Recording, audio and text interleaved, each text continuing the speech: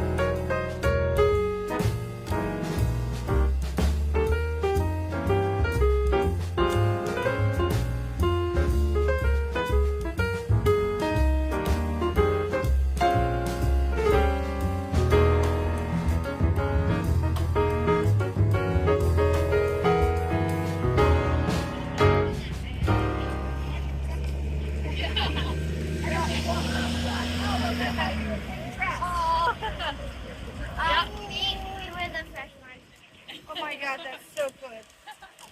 We went home.